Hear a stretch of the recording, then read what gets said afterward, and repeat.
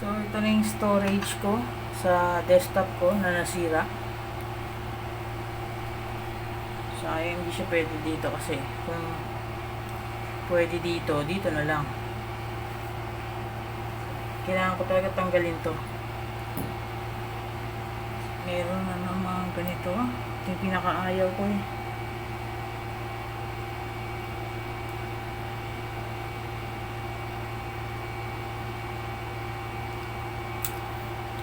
So, ito madaling tanggalin. Ito na lang tinanggal ko. Madali kasi masira yung ganito. Tapos yung sa luma ko ng laptop, nasira ako yung... So, paano tanggalin? Ay lang problema.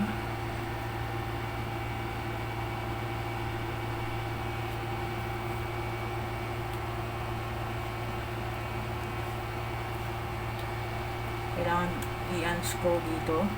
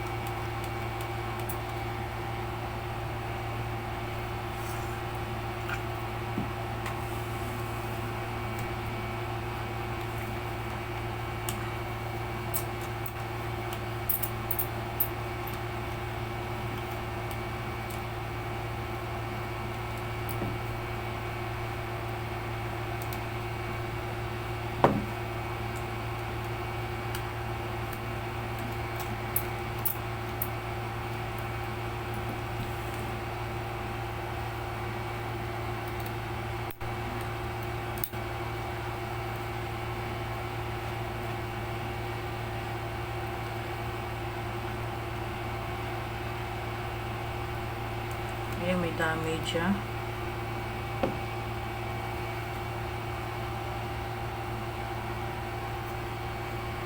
So, bueno, may water damage.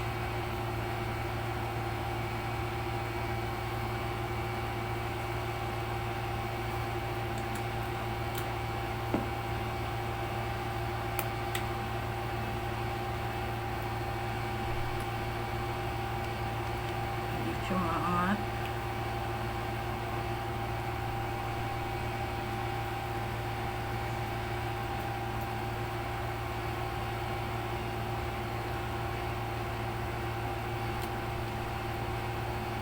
Kahit na patanggal na to. Ayan.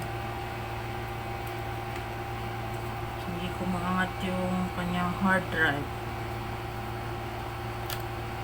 Yun. Patanggalin mo muna yung bracket.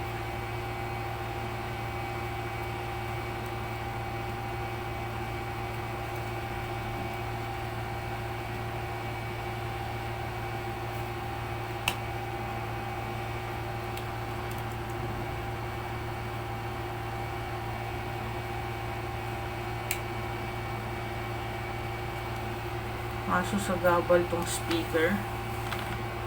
Ito, sa gabal. Tanggalin ko na lang siguro. Kailangan tanggalin nga itong speaker pa. Tapos tatanggalin pa to. So, yun ang pangat sa kanya. Kasi may USB port dito na nakahiwalay.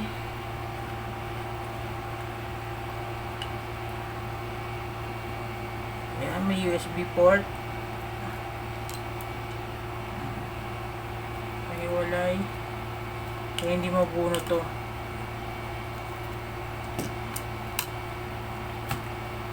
Ayan, may water damage.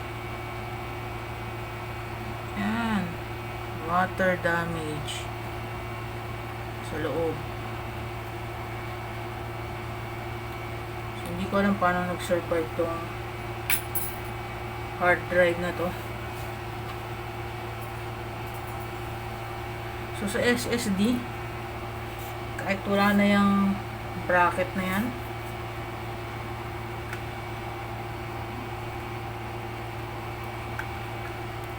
papunta sa SSD.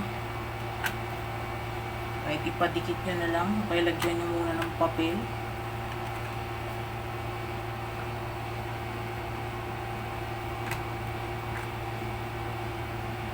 Baliktad lang.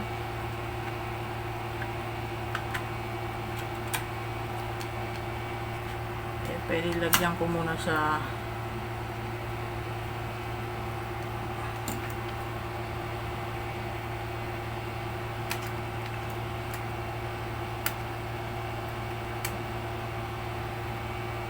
may ilalagay na lang ako dyan para tumaas.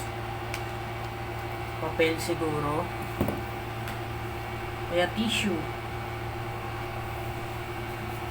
Mga tissue na pinaggamitan ko kanina. Pero hindi na kailangan yan eh.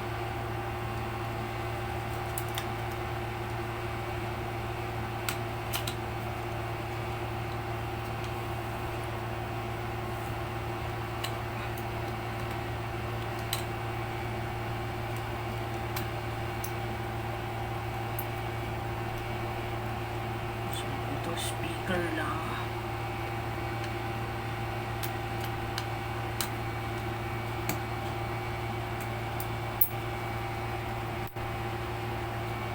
Ayan. Sinisikan ko lang ng tissue. Medyo mataas. Ayan, okay na yan. Kasi bibili pa nga yung kapatid ko ng sarili niyang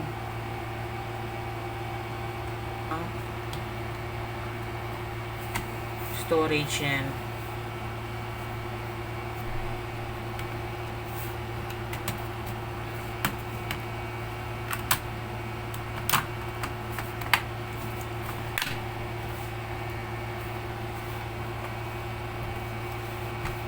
So, hindi ko muna i-on, itutornilyo.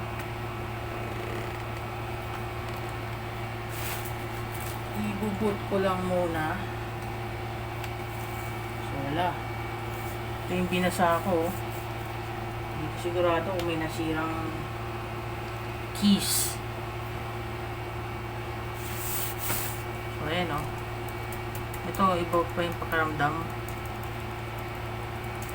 Yung Q.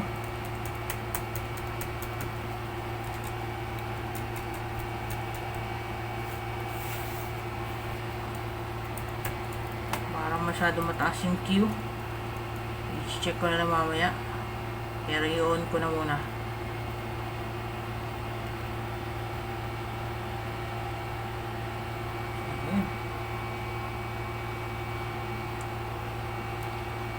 Palagay ko na off ko.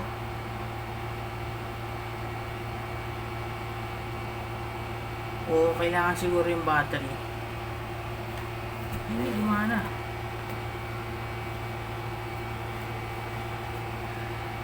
Ayan, HP. Nag-boot naman. Boot.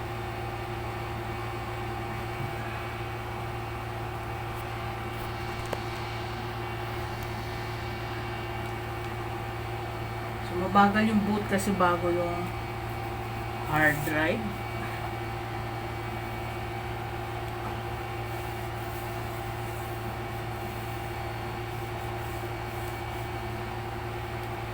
Hindi ko lang alam kung na-damage ko yung keyboard.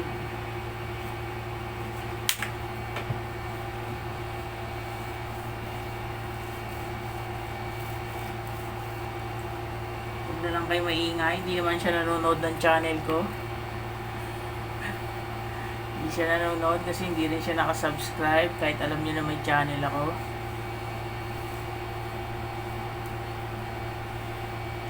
At nakikita naman niya na nag-YouTube ako. Gumagawa ako, nag-i-edit ako.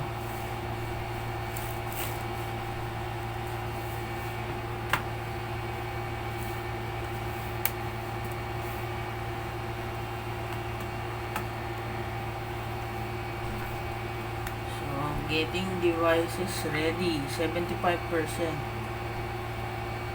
Hindi pa yan nakatornilyo. Palagay ko, maayos naman to kasi dito yung fan banda. Init to, yung dito banda. Ayan, okay na yung cube.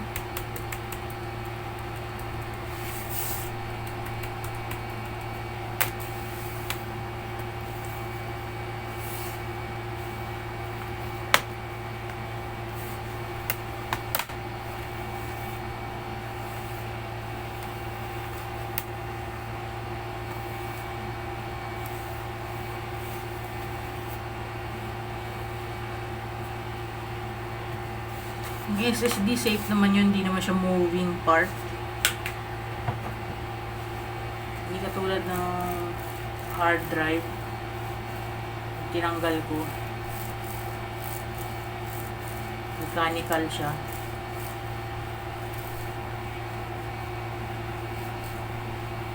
Ayan, nagbo-boot na uli.